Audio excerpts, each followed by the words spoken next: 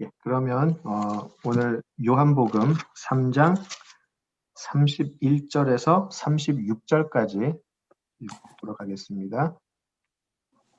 예, 오늘 다룰 부분은요, 사실 3장 16절에서 4장 2절까지 할 건데요.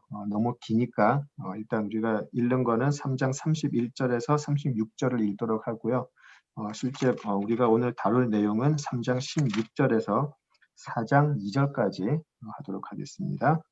예, 요한복음 3장 31절에서 36절까지 읽도록 하겠습니다. 예, 우리 김경숙 집사님 읽어주시겠어요? 네. 위로부터 오시는 이는 만물 위에 계시고 땅에서 난 이는 땅에 속하여 땅에 속한 것을 말하느니라. 하늘로부터 오시는 이는 만물 위에 계시나니 그가 친히 보고 들은 것을 정언하되 그의 정언을 받을 자가 없도다. 그의 정언을 받는 자는 하나님이 참되시다는 것을 인쳤느니라. 하나님이 보내신 이는 하나님의 말씀을 하나니 이는 하나님이 성령을 한량없이 주심이니라. 아버지께서 아들을 사랑하사 만물을 다 그의 손에 주셨으니 아들을 믿는 자에게는 영생이 있고 아들에게 순종하지 아니하는 자는 영생을 보지 못하고 도리어 하나님의 진노가 그 위에 머물러 있느니라. 아멘. 기도하시죠. 아버지 하나님, 은혜를 감사합니다. 오늘 저희들에게 허락하시는 말씀, 성령 하나님께서 임하셔서 하나님의 주시는 말씀을 우리 모두가 알아듣고 우리들의 삶에서 펼쳐지며 하나님을 향한 사랑이 더욱더 깊어지고 하나님의 온전하신 뜻이 우리들의 삶을 변화시켜 주시기를 기도합니다. 예수님 이름으로 기도드립니다. 아멘. 예. 우리 예배를 시작하고 나서요. 이제 매주 나눌 내용을 우리가 제가 이렇게 준비를 일주일 내내 하게 되는데요. 아마 우리들 중에 제가 가장 많은 은혜를 받은 것 같아요. 자신 있게 말씀드릴 수 있는 건데요. 아마 제가 가장 많은 은혜를 받는 것 같아요. 그리고 이제 한 가지 부담이 되는 것이 늘 이렇게 받은 은혜 또 감격을 어떻게 주일에 나눌 수 있을까? 이게 이제 항상 고민이 되고요. 제가 뭐 말재주가 있는 사람도 아니고 또 뭐 재밌게 말을 하는 것도 아니기 때문에 늘 그게 이제 부담이 되는데요. 사실 지난주 같은 경우는요. 제가 아마 우리 하늘시안 모임을 통해서 아마 제 개인적으로 가장 많이 사실 은혜를 받았던 주간이었던 것 같아요. 지난주 우리 나눔을 준비하면서 일주일 동안 정말 꿈속에서까지 이 3장을 공부했었어요. 나중에 이제 우리가 다시 만나게 되면 좀 재밌는 일도 있었고요. 또 꿈의 내용도 말씀을 뭐 좀 나눌 그 기회가 될지 모르겠지만 정말 그 한 주는 제가 아마 우리 하늘 씨앗을 나중에 뒤돌아볼 기회가 있다면 정말 잊어버릴 수 없는 한 주를 보냈던 것 같아요. 너무나 큰 감격이 있었고 요한복음 3장 우리 사실 모두가 신앙생활 오래 하면서요. 이 요한복음 3장은 다 자세히 알고 있는 부분이고 또 공부했던 부분인데 정말 너무나 큰 은혜를 받았었어요. 근데 지난주에 이제 그 나눔을 하고 나서 너무 좀 사실 속상했었어요. 왜냐하면 지난 그 한 주 그 너무나 놀라운 그 내용들이 제대로 제가 그 전달이 안 된 것 같아가지고 사실 굉장히 좀 속상했었습니다. 아무래도 이제 제 부족함이죠. 제 부족함 때문에 좀 아쉬웠었어요. 죄송하기도 하고 너무나 좀 하나님이 주신 그 은혜 정말 1000분의 1도 제대로 전달을 못 드렸다라는 생각 때문에 참 많이 속상했었어요. 한 주간 동안. 나중에 그렇지만 이제 제가 그때 받았던 많은 은혜 그런 것들이 또 앞으로 요한복음을 공부하면서 또 좀 계속 묻어 나올 수 있을 거라고 생각을 하고요. 예, 그래서 그런 좀 지난주 속상했던 마음을 좀 나누고 싶었습니다. 그래서 이번 주 이제 그 내용을 하면서 좀 지난주에 조금 미진했던 부분, 또 했던 부분 또 좀 복습을 하면서 좀 나갔으면 좋겠습니다. 왜냐하면요, 이 부분이 우리 신앙의 가장 핵심이기 때문에 그래요. 가장 핵심이고 너무나 풍성하기 때문에 한두 번 그냥 이렇게 공부하고 넘어가기에는 너무 아쉽다라는 생각이 들어요. 똑같은 말을 어쩌면 제가 또 지난주와 똑같은 이야기를 할지도 모르겠어요. 할지도 모르겠는데 들어도 또 나누고 나눠도 계속 생수같이 솟아나는 게 복음이라고 생각이 들고요. 그래서 그런 우리 그 구원과 우리를 향한 하나님의 사랑, 거기에 대한 감격, 또 그 예수님의 십자가에 대한 감사, 그 능력, 그런 것들이 또 다시 한번 좀 이렇게 좀 풍성하게 나눠졌으면 좋겠다, 그런 생각을 해봅니다. 좀 부족한 부분이 많이 있었는데요. 오늘은 조금 복습을 한번 하도록 하겠습니다. 예, 우리가 3장을 들어가면서요. 3장이 이제 니고데모로 시작이 되죠. 니고데모가 예수님께 와서 예수님의 초청이 있었던 건 전혀 아닌데 니고데모가 찾아와서 예수님께 이런 이야기를 하죠. 당신이 하나님께로부터 오신 선생인 줄 제가 압니다. 그렇게 했더니 이제 예수님께서 사람이 거듭나지 않으면 하나님 나라 볼 수가 없고 들어갈 수도 없다. 그렇게 이야기하시면서 마치 거기에는 니고데모의 그 고백이 사실은 영적인 장님이 하는 고백에 불과하다라는 그런 대답을 하셨죠. 자, 니고데모의 본격적인 질문이 이거였었습니다.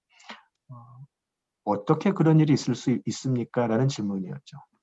사람이 거듭나야 한다라고 하시는데 그래야 하나님의 나라를 보고 들어갈 수 있다고 하시는데 도대체 어떻게 그런 일이 가능합니까? 어떻게 사람이 거듭날 수 있습니까? 라는 질문을 하게 되죠. 자, 그때 예수님의 대답이 바로 3장 16절이었습니다. 하나님의 세상을 이렇게 사랑하시기 때문에 가능하다라는 것이죠. 물론 예수님의 첫 대답은 성령으로 이 모든 일이 가능하다였지만 가장 근본적인 대답은 3장 16절이었죠. 하나님의 세상을 이렇게 사랑하시기 때문에 이 모든 일이 가능하다라는 것이죠. 세상을 이처럼 사랑하사. 우리가 어렸을 때 이렇게 주일학교 때 이 부분을 설명하면서 하나님의 세상을 이처럼 사랑하셨다 할 때, 이처럼 할 때 보통 우리가 왜 이렇게 팔을 쫙 벌리면서 이제 예수님이 팔을 쫙 벌리시고 십자가에 달려 돌아가셨다. 이제 그렇게 많이 이야기를 하잖아요. 그렇죠. 하나님의 세상을 이처럼 사랑하셨는데 그 이처럼이 과연 무엇이었나? 바로 그 앞절 14절, 15절. 인자가 들려야 할 정도로 사랑하셨다라는 것이죠. 인자를 저주의 나무에 박아서 죽게 하기까지 사랑하셨다라는 것이죠. 그래서 하나님께서는 니고데모와 같이 도대체 이런 일은 있을 수가 없다. 이런 일은 이해할 수도 없고 일어날 수도 없다라고 말하는 사람에게 하나님께서는 아니 내가 구원의 방편을 다 마련해 놨다라고 얘기를 하시는 거죠. 니들이 잘나서가 아니고 니들이 공부 많이 해서가 아니고 니들이 혈통 좋은 집안에 태어나서가 아니고 내가 내 독생자를 나무에 달려 죽게 할 거기 때문에 가능하다라는 것이죠. 내가 너희들을 이렇게 사랑하기 때문에 가능하다라고 이야기를 하시는 것이죠. 자, 그것을 인자의 들리움을 통해서 이루실 것이다. 그렇게 얘기하시고 그렇게 하셨을 때에 육의 사람은 영으로 거듭나서 하나님의 나라에 들어가는 것이 가능하다라고 이야기를 하시죠.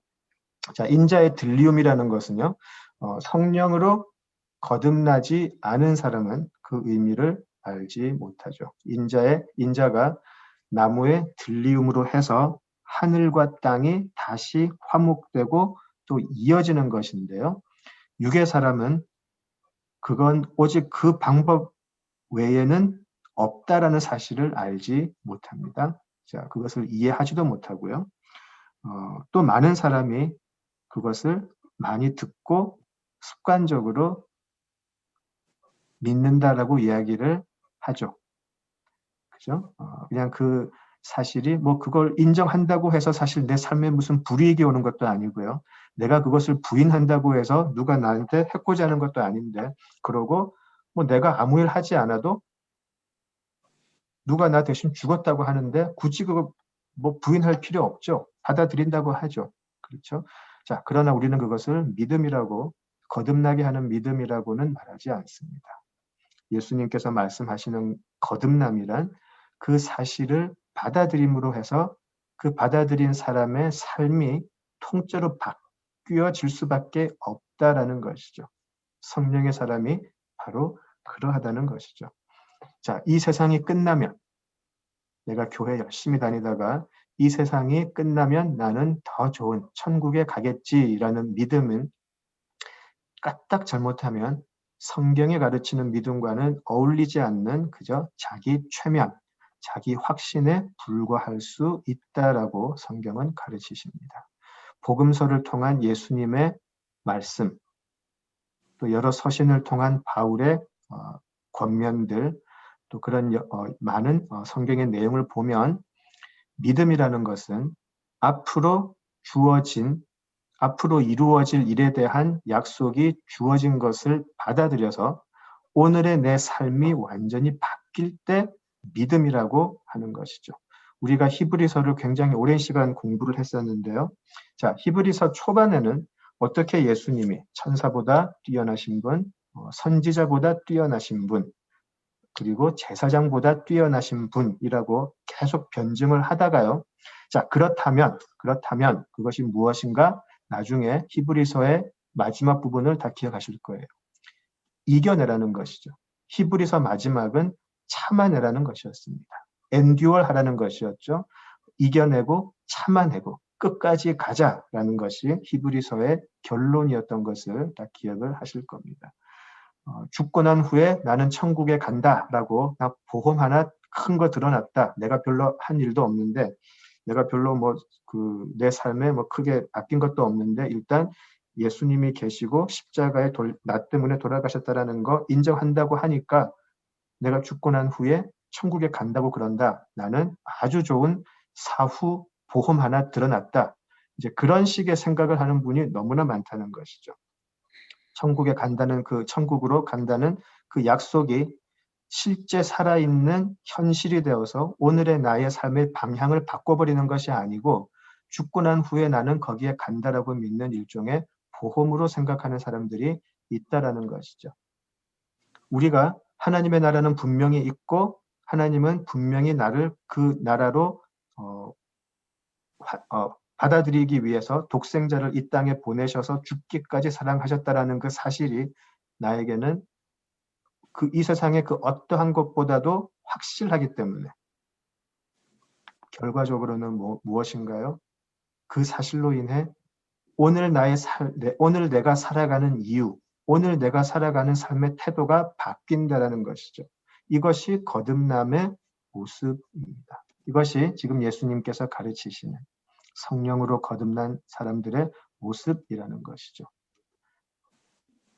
하나님이라고 하는 신이 우리를 사랑한다라고 하는데 누가 싫다고 그러겠습니까?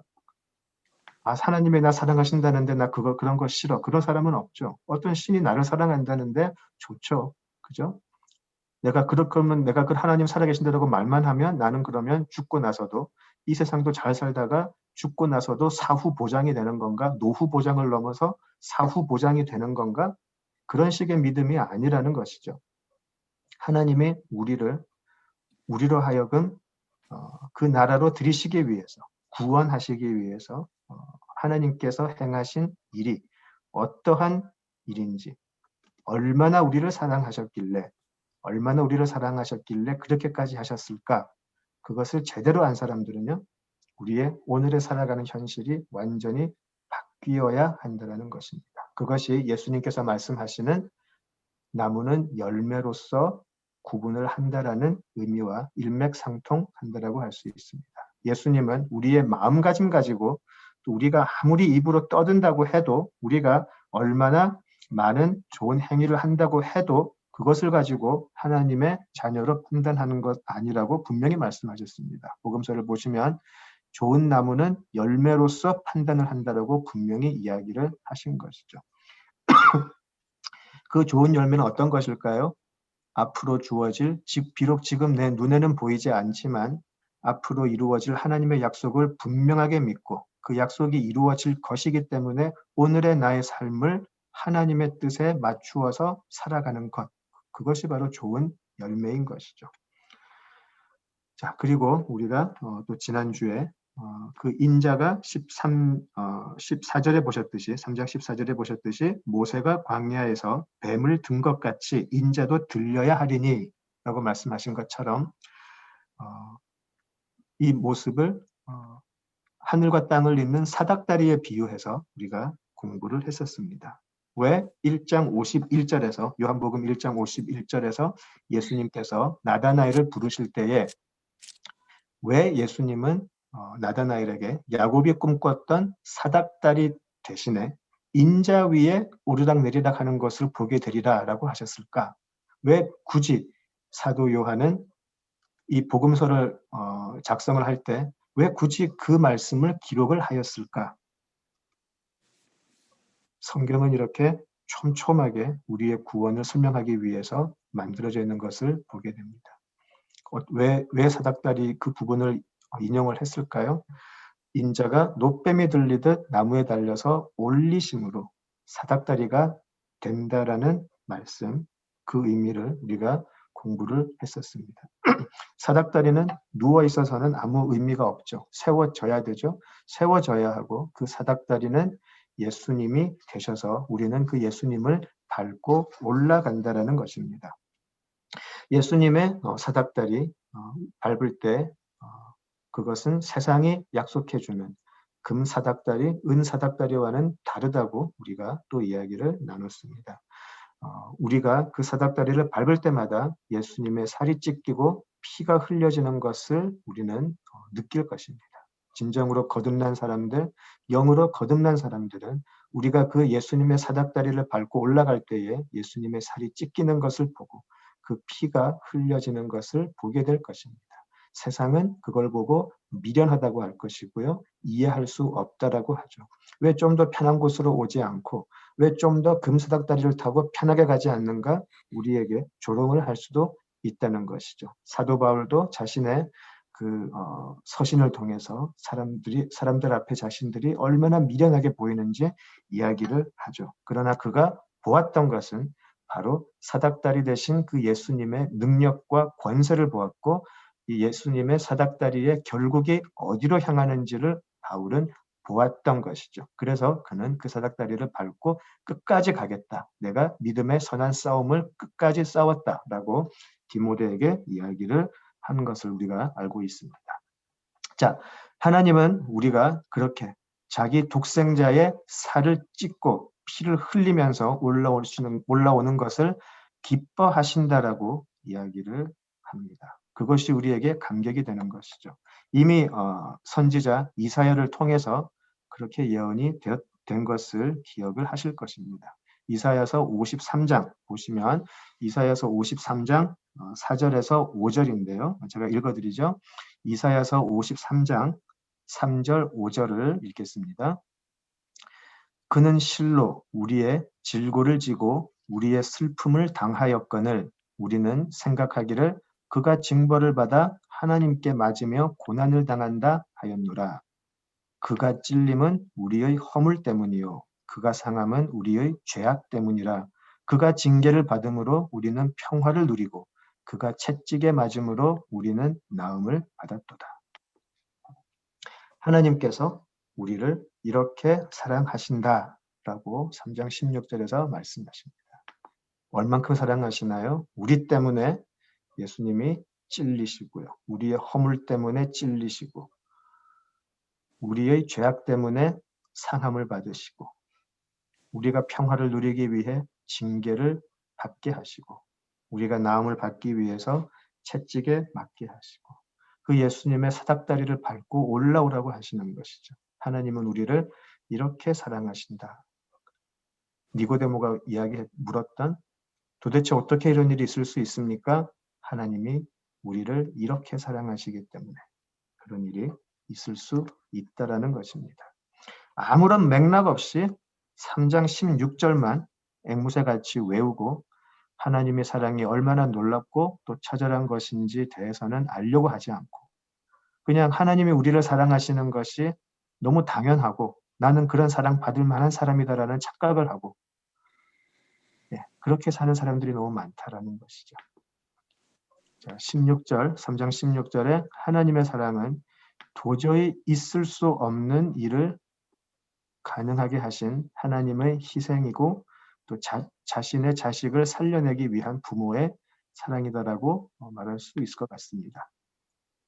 이것을 모르는 사람들이 3장 16절 함부로 남용하고 오용하고 그러는 거 보면 좀 화가 나지 않으시는지 모르겠습니다. 자, 이제 17절을 가볼까요? 17절과 21절을 이렇게 보시면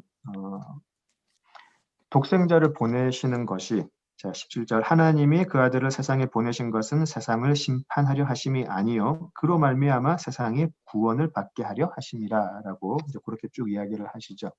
독생자를 보내시는 그 이유가 믿는 자를 어둠에서 구출해내기 위함인 것이지 이제 그 독생자가 가셔서 너는 천국행, 너는 지옥행 이렇게 심판하러 오신 게 아니라는 것이죠. 왜 그럴까요? 왜 그럴까요? 왜 예수님이 오셔서 우리를 너는 지옥, 너는 천국 갈라내시는 게 아니고 그 어둠에서 구원해내시기 위함이었다라고 이야기를 했을까요? 18절 마지막 부분을 보시면은요. 18절의 후반부를 보시면 믿지 아니하는 자는 벌써 심판을 받았다라고 이야기가 되어 있어요. 이미 심판 아래 있다는 것이죠. 이미 이 세상은 죽어 있고 이미 심판을 받아 있는데 뭘 가가지고 또 심판하냐는 것이죠. 죄인한테 가서 너는 죄인이야 라고 말하러 오신 게 아니고 죄인 중에서 거듭난 사람들을 데리고 나오기 위해서 구출해내시기 위해서 오셨다라는 것이죠. 그렇죠? 그런데 자신들을 구출하기 위해서 오신 그 빛을 보고 오히려 그 빛을 비난하고 욕하고 오히려 더 어두움의 자리로 더 사람들은 나아가더라라고 하는 것이 바로 이 세상의 모습이라는 것입니다. 우리가 이거를 조금 잘못 오해를 해가지고요. 19절에 보시듯이 빛이 세상에 왔을 때 사람들이 자기 행위가 악함으로 빛보다 어둠을 더 사랑한 것이니라 라는 이 부분을 보고 굉장히 도덕적으로 해석하시는 분들이 계세요. 그러니까 뭐 내가 예수님은 이렇게 뭐 열심히 믿지는 않지만 내가 그렇게 뭐 부도덕하게 산 건 아닌데 나는 그렇게 뭐 어둠의 자식처럼 산 건 아닌데라고 생각하시는 분이 계시는 것 같은데 여기서 말하는 여기서 말하는 그 악한 행위 이런 것들은요. 도덕적으로 또 사회적으로 비난을 받을 만한 그런 행위를 말하는 게 아닌 것이죠. 하나님과 반대되는 모든 것이 악이고 심판인 것이죠. 예수님이 오셨는데 예수님이 하나님의 아들이고 나를 구원하실 분이다라고 보지 못하는, 영접하지 못하는 이 세상의 모든 것이 어둠이라는 것입니다. 이 세상을 살아가면서 각자 많은 세계관, 가치관들을 가질 수 있고요. 나는 이 세상을 깨끗하게 살아야지. 나는 이 세상을 정말 남들에게 존경받으면서 남들 아끼면서 남들을 사랑하면서 살아야지라고 하는 거 누가 우리가 그런 사람들을 보고 어둠이라고 그러겠습니까? 그런데 예수님의 빛 앞에서는 그것마저도 악일 수 있다라는 것입니다. 구원의 방법. 물론 그렇다고 해서 그것이 다 나쁘다는 건 아니지만 구원의 관점에서 볼 때는 예수님 없이 내가 이 세상을 올바르게 살아보겠다라는 것조차도 어둠이라는 것이죠. 이렇게 말할 때 세상 사람들은 싫어합니다. 하나님이 나를 사랑하는 건 좋은데 크게 내가 잘못 저지르지 않고 살아가는 나에게 자꾸 죄인이라고 하고 어둠의 자식이라고 하는 거 나는 받아들일 수가 없다라고 하는 것이 바로 그 사람이 어둠의 자식이라는 증거라는 것이죠. 다 받아들이는데 내가 살아가는 인생의 가치가 틀렸다라고 말하는 것은 받아들이지 못하겠다라는 것이죠. 불쾌해하고 거부하죠. 그죠? 자, 니고데모는 예수님을 하나님께서 부르신 선생님입니다라고 부르면서 나왔지만 그는 결국은 또 다른 세상의 자식에 불과했다라는 것입니다. 21절을 보시면 진리를 따르는 자는 빛으로 오나니, 진리를 따르는 자, 진리를 보고 들어가기를 힘쓰는 자, 영으로 거듭난 자들은 예수님께로 나아오더라라는 것이죠. 오직 그분만이 우리를 구원해 주실 수 있기 때문에, 오직 예수님만이 우리를 하나님께로 이끌 수 있기 때문에 나아오더라라는 것이죠. 자, 계속해서 22절에서 30절은요, 장면이 좀 바뀌어가지고 세례 요한과 세례 요한의 제자들 사이의 대화가 여기 기록되어 있습니다. 지금 이 대화의 내용은요, 이제 사마리아 여인과 니고데모와의 대화 사이에 놓여 있어서 굉장히 중요한 일종의 그 트랜지션, 그 중간 역할을 하게 되는데요. 자, 이제 예수님의 명성이 점점 쌓여갈 때에 사도 요한 그리고 사도 요한 제자들의 반응이 여기 나와 있습니다. 자, 이 니고데모와의 대화 후에 22절을 보시면 제자들과 유대 땅으로 가서 거기 함께 요하시며 세례를 베푸시더라. 요한도 살렘 가까운 에논에서 세례를 베푸니 거기 물이 많음이라. 그러므로 사람들이 와서 세례를 받더라 라고 나와 있죠. 자, 지금 이 두 구절은요, 이제 사마리아 여인 이야기로 가는데 굉장히 중요한 구실을 하게 됩니다. 제가 나중에 구실하기 이상하네요. 역할을 하게 됩니다. 나중에 제가 다시 이 부분을 다루면서 왜 이 부분이 굉장히 중요한 역할을 하는지 좀 잠깐 이야기를 하겠습니다. 자, 26절에 가시면은요, 그들이 요한에게 가서, 세례 요한의 제자들이죠. 자기 선생님에게 가서 랍비여, 선생님과 함께 요단강 저편에 있더니 곧 선생님이 증언하시던 이가 세례를 베풀매 사람이 다 그에게로 가더이다라고 일종의 불평을 하게 되죠. 이전까지 세례 요한은 굉장히 큰 명성 있는 사람이었고요. 헤롯 왕까지 두려워했던 선지자라고 생각을 했었죠. 사실 그 당시의 기록을 보면은요, 세례 요한에 대한 기록이 굉장히 많이 있는 것을 우리가 보게 됩니다. 세례 요한이 그 당시에 이스라엘 사람들에게 가졌던 영향력은 대단한 것이었다라고 우리가 알 수 있죠. 자, 그런 그 명성 있는 선생님을 따라다니던 사도 요한의 제자들이, 세례 요한의 제자들이 갑자기 자신들의 명성이 꺾이는 것을 보게 됩니다. 예수님이라는 그것도 우리 선생님한테 세례를 받은 저 사람에게로 사람들이 이제 몰려가는 것을 보게 되는 것이죠. 자, 그때 이제 그 세례 요한의 제자들이 세례 요한에게 불평을 하죠. 전부 다 우리에게 오지 않고 선생님한테 세례를 받던 저 사람한테 다 그에게로 갑니다라고 이제 일종의 보고를 하는 것, 사역의 보고를 하는 것이죠. 자, 그때 세례 요한이 그 제자들에게 했던 대답은 사실 예수님께서 니고데모에게 하신 대답과 동일합니다. 한번 보실까요? 3장 27절을 보실까요? 요한이 대답하여 이르되 3장 27절 만일 하늘에서 주신 바 아니면 사람이 아무것도 받을 수 없느니라. 내가 말한 바 나는 그리스도가 아니요 그의 앞에 보내심을 받은 자라고 한 것을 증언할 자는 너희니라 라고 이야기를 하죠. 자, 3장 11절을 보실까요? 앞으로 3장 11절을 보시면은요, 진실로 진실로 너희에게 이르노니 우리가 아는 것을 말하고 본 것을 증언하노라. 그러나 너희가 우리의 증언을 받지 아니하는도다. 내가 땅의 일을 말하여도 너희가 믿지 아니하거든. 하물며 하늘의 일을 말하면 어떻게 믿겠느냐. 하늘에서 내려온 자 곧 인자 외에는 하늘에 올라간 자가 없느니라. 다시 말씀드리면 예수님께서는 나는 하늘의 것을 보고 와서 하늘의 것을 이야기하는데 너희들은 도무지 알지를 못한다. 지금 세례 요한이 하는 말도 동일한 말이죠. 나는 하늘의 것을 본 사람이 아니고 그렇기 때문에 하늘의 것을 이야기할 사람이 아니다라는 것이죠. 나는 땅의 사람이고 나는 땅의 이야기를 하지만 하늘에서 보낸 사람이 하늘의 것을 이야기할 것이고 하늘의 것을 너희들에게 가르칠 것이다. 그래서 세례 요한이 이런 이야기를 했었죠. 나는 물로 세례를 줄 뿐이다. 그러나 이제 앞으로 성령으로 세례를 주실 분이 올 것이다라고 말한 것과 바로 일맥상통한 것이죠. 예수님은 위로부터 오신 분이기 때문에 위의 것을 말씀하시고 땅에 속한 세례 요한, 니고데모 같은 사람들은 땅의 것을 말할 수밖에 없다라는 것이죠. 32절에 말한 것처럼 그가 친히 보고 들은 것을 증언한다라고 이야기를 합니다. 오직 그분만이 자격이 있는 분이니까 그분에게 가는 거 너무 당연한 일이 아닌가라고 세례 요한이 이야기를 하는 것이죠.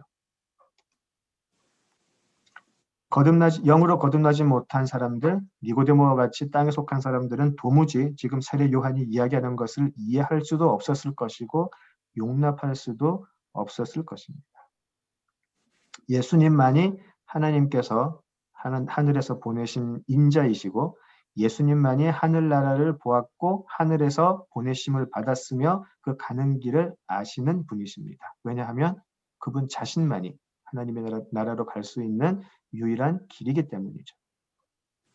자, 그래서 예수님의 세례는 성령의 세례가 되어 믿는 자에게 그 눈을, 죽어있던 영의 눈을 뜨게 할 것입니다. 그렇기 때문에 30절에서 세례 요한이 말하듯이 예수님은 흥하여야 하겠고 나는 쇠하여야 하리라 라는 고백이 나올 수밖에 없죠. 더 좋은 것, 그리고 진리가 오셔서 직접 가르치시는데 이때까지 땅의 것만 계속 이야기했던 나는 사라져야 하는 것이 너무나 당연한 것이 아닌가라고 세례 요한이 이야기를 하는 것입니다. 니고데모의 이야기와 연결을 해보면 니고데모와 같은 사람들, 실제 영의 눈을 띄지 못했고 거듭나지 못한 사람들이 율법을 가지고 하나님을 가르치고 율법을 가지고 천국으로 가는, 율법을 가지고 하나님의 나라를 들어가는 것을 가르쳤는데 땅의 것을 보고 땅의 언어를 했는데 이제 진짜가 오셔서 하나님의 나라로 가는 길을 보여주시니 니고데모와 같은 사람들은 사라져야 하는 게, 쇠하여야 하는 게 너무나 당연한 것이 아닌가라고 그렇게 이야기를 하는 것입니다. 자, 이제 오늘 읽었던 31절에서 36절은요. 조금 논쟁이 있는 부분이에요. 어떤 논쟁이냐면 31절에서 36절은 30절에서 이어지는 세례 요한의 고백이다라고 보는 학자들도 있고요. 또 어떤 분들은 아니 세례 요한의 대답은 30절에서 끝이 났고 31절에서 36절은 어떤 그 사도 요한의 일종의 내러티브다. 사도 요한이 지금 어떤 중요한 영적인 교훈을 지금 되짚어주고 있는 부분이다. 그렇게 보기도 합니다. 제가 가진 ESV 그 영어 번역을 보면 실제 그 따옴표 쿼트는 30절에서 끝이 나게 되어 있어요. 그래서 ESV도 세례 요한의 그 고백은 30절까지이고 31절에서 36절은 이 복음서를 작성하는 사도 요한의 음성이다라고 이 ESV도 그렇게 본 것 같습니다. 어쨌든 간에 중요한 것은 이것이죠. 35절, 36절에서 보듯이요. 아버지께서 아들을 사랑하사 만물을 다 그의 손에 주셨으니 아들을 믿는 자에게는 영생이 있고 아들에게 순종하지 않는 자는 영생을 보지 못하고 도리어 하나님의 진노가 그 위에 머물러 있느니라 라고 일종의 정리를 해주는 듯한 느낌을 받습니다. 예수님께서 니고데모에게 가르쳐 주셨던 핵심이 사실은 30일에서 36절을 통해서 좀 해설되고 있는 듯한 그런 느낌을 받죠. 아까 우리가 읽었듯이 이사야서 53장의 예언과 같이 하나님께서 보내신 하나님의 아들이 우리를 대신해서 상함을 받고 찔림을 받고 징계를 받고 그리고 그분의 순종함을 통해서 하나님께서는 우리에게 하나님의 나라로 올 수 있는 특권을 주신다. 그렇지 않는 사람들에게는 하나님의 진노만 머물러 있을 뿐이다라는 그런 내용입니다.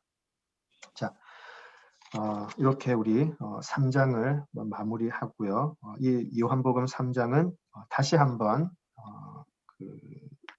묵상하시면서 또 우리 각자에게 또 오는 메시지가 또 다를 거라고 생각이 듭니다. 나중에 우리 나눌 기회가 있으면 각자에게 오는 이 3장을 통한 이 구원의 감격, 기쁨, 이런 것들을 좀 나눌 수 있는 기회가 있으면 좋겠습니다. 예, 이제 우리 4장으로 가죠. 예, 우리가 사실 우리 한 2주 전에 사마리아 여인을 만나려고 제가 생각을 했었는데 조금 시간이 더 걸린 것 같아요. 이제 우리 정말 잘 알려진 사마리아 여인 이야기로 한번 들어가 보도록 하겠습니다. 먼저 우리가 사마리아 여인 이야기를 하기 전에 우리가 기억해야 할 것은요. 이 사마리아 여인에 대한 기록이 니고데모의 만남과 연결된다라는 것이죠. 그래서 예수님께서 니고데모에게 하셨던 그런 모든 말씀을 기억을 한 상태에서 기억을 하고 사마리아 여인의 이 여인과의 만남을 보아야 실제 이 사도 요한이 하고자 하는 말을 우리가 이해할 수 있을 것 같습니다. 어쩌면 니고데모에게는 구원의 일종의 그 구원의 이론을 가르쳐 주시고요. 예수님께서 4장을 통해서는 어떤 그 적용과 사례를 보여주시는 것이 아닌가 그렇게도 볼 수 있겠습니다. 우리 그 학교에서도 그러죠. 보통 한 학기는 어떤 것에 대한 이론, theory를 배우게 되고요. 그래서 보통 뭐 foundation of 뭐 something 뭐 그렇게 얘기를 많이 하는데 어떤 것에 대한 가장 기본적인 이론 우리가 공부하고 그리고 그것을 다 하고 나서 그 다음 학기는 실제 그 practice 그죠? 아니면 그 실제 그런 것을 우리가 배우게 되잖아요. 그렇게 보셔도 큰 무리가 없겠다 싶습니다. 니고데모에게는 구원의 이론을 보여주셨고 그 이론의 실제를 4장 사마리아 여인과의 만남을 통해서 보여주신다라고 보셔도 큰 무리는 없겠다 싶습니다. 자, 3장 16절 하나님의 세상을 이처럼 사랑하사 그 다음에 뭐죠? 독생자를 주셨으니 이는 그를 믿는 자마다라고 되어 있는데요. 개인적으로 그를 믿는 자마다의 최고의 예가 사마리아 여인이 아닐까 싶습니다. 그래서 저는 그를 믿는 자마다가 바로 사마리아 여인으로 연결되는 또 하나의 중요한 열쇠가 되지 않을까 싶습니다. 우리 요한복음 이 부분을 너무나 많이 공부하셨을 테니까 제가 디테일한 건 들어가지 않겠지만 우리는 사마리아 여인이 얼마나 초라하고 얼마나 그 사회에서 정말 왕따당하고 볼품없는 존재인지 우리는 잘 알고 있죠. 잘 알고 있죠. 하나님이 세상을 이처럼 사랑하사 예수님을 십자가에 달려 돌아가게 하셨고 그리고 그 아들을 통해서 누구를요? 그를 믿는 자마다 여기에는 혈통도 필요 없고 여기에는 사람의 노력도 필요 없고요. 오직 예수님을 만나서 예수님을 내가 구주를 만났다라고 고백하는 그 사람들마다 구원이 임할 것이다 라고 보여준다는 것이죠. 그래서 3장 16절에 구체적인 예가 굳이 사마리아까지 들어가셔서 그 이름 없는 여인을 만나시고 예수님이 어떤 분인지 알게 하셔서 구원받게 하는 그런 사랑으로 나오는 것이 아닐까 그런 생각을 해보았습니다. 자, 오늘 본문의 우물가의 여인과 함께 자, 성경은 굳이 이방인을 찾아가시고 왜 그런 혈통을 무시하고 구원을 베푸시는가 그런 것을 좀 나눠봤으면 좋겠습니다. 자, 예수께서 사마리아를 거쳐서 이제 갈릴리로 가시게 되는데요. 여기 이렇게 보시면 우리가 이제 이 부분에 대해서 이제 이야기를 할 때 보통 잘 알고 계시죠? 남유다 사람들은 사마리아 사람들을 자신들의 혈통이라고 보지 않았고 오히려 배신자라고 보았죠. 그리고 굉장히 말 그대로 하면 정말 개 취급을 했죠. 그죠? 그래서 그 사람들과는 전혀 어울릴 생각도 하지 않았고요. 그래서 제가 여기 스크린 하나 띄우겠습니다. 잘 알고 계시는 내용일 텐데요. 제가 여기 스크린 하나 띄울게요. 당시 지도인데요. 지도를 함께 보시죠.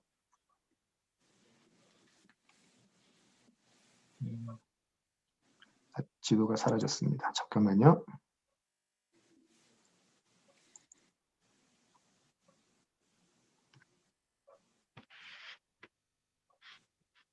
예. 지도가 보이시나요? 잠깐만요. 예. 아직 안 보이시죠? 제가 아직 안 띄웠거든요. 잠깐만요. 자, 지금 보이시나요? 네.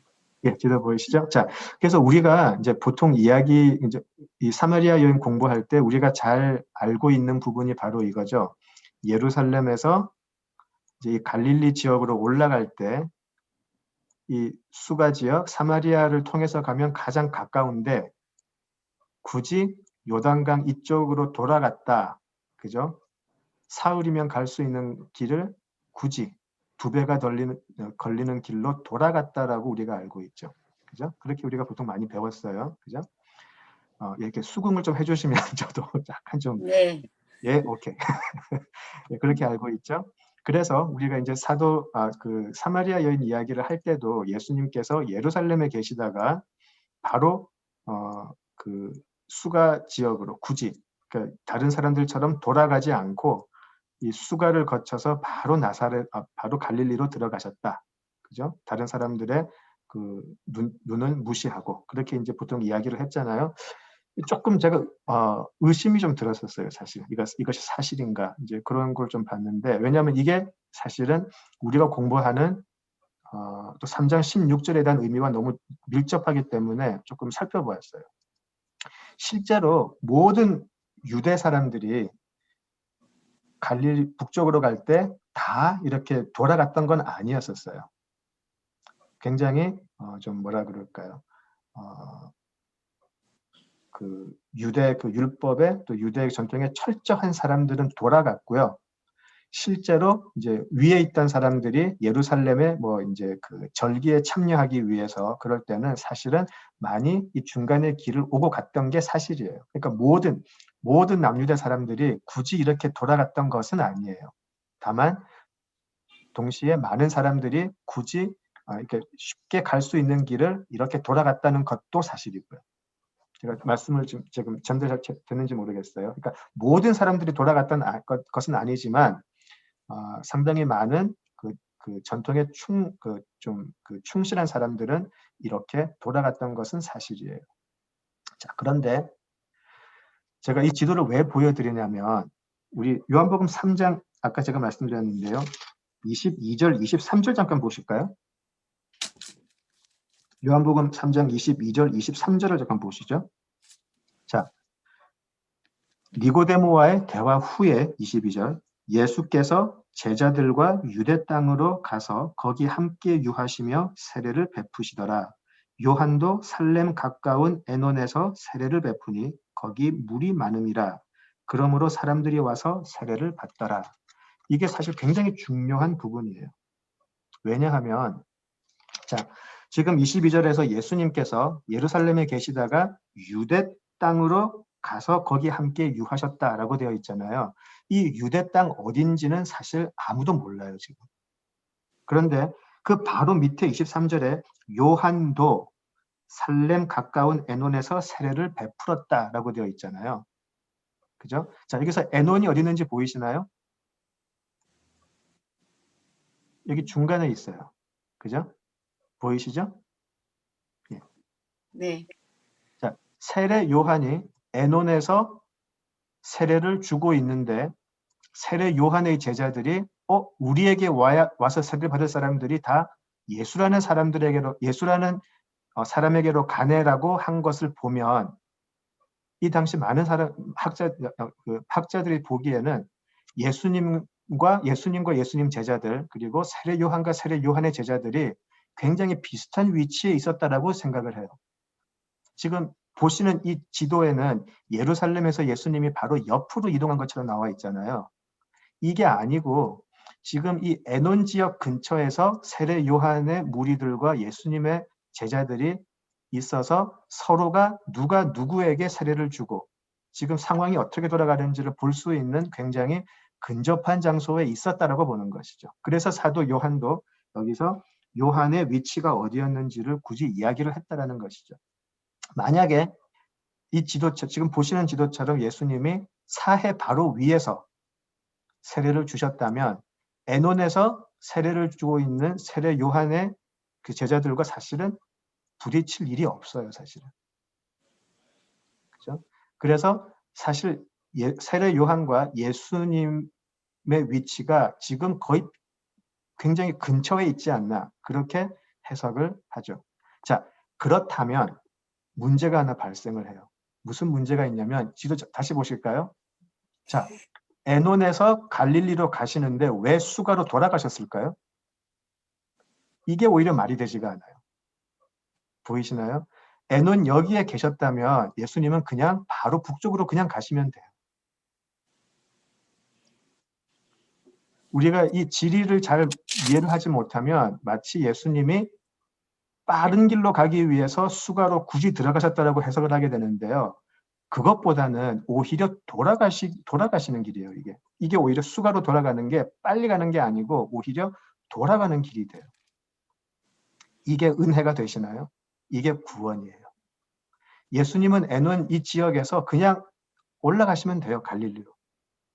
그런데 이제 4장으로 가볼까요?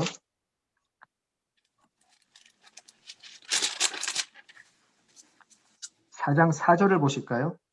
사마리아를 통과하여야 하겠는지라. ESV로 보면 He had to pass. 반드시 지나가셨어야 했다. 또 다른 번역을 보면 It was necessary. 꼭 그리러 가셔야 할 이유가 있었다라고 기록을 해요. 여기서 니고데모와의 대화에서 보여주셨던 구원의 하나님의 사상을 이처럼 사랑하사가 여기서 보이시나요? 예수님은 에논에서 그냥 올라가셨으면 돼요. 그런데 굳이 사람 취급도 하지 않는 수가 지역으로 예수님은 들어가야 할 필요가 있었다라는 것이죠.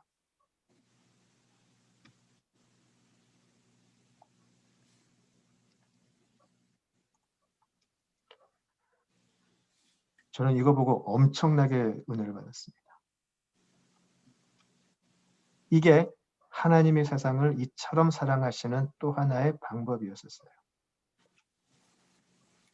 하나님은 우리 구원을 위해서 예수님을 십자가에 죽게 하셨어요. 그리고 예수님으로 하여금 구원의 사닥다리가 되어서 누구든지 그 사닥다리를 밟고 가면 하나님의 나라로 갈 수 있게 해 주셨어요. 그런데 그게 다가 아니네요. 보니까. 하나님이 그런 모든 방편을 만들어 놓으셨는데 이것만으로도 너무나 풍성한 게 구원인데 그게 전부가 아니라는 것이죠. 무엇이었나요? 우리 구원에 있어서 또 하나의 중요한 요소. 사닥다리가 되신 예수님은 나를 밟고 지나가라라고 그냥 기다리시는 분이 아니라는 것이죠. 그분은 찾아가시는 분이세요. 안 그러셔도 되는데 굳이 그 백성을 위해서 찾아가신다라는 것이죠.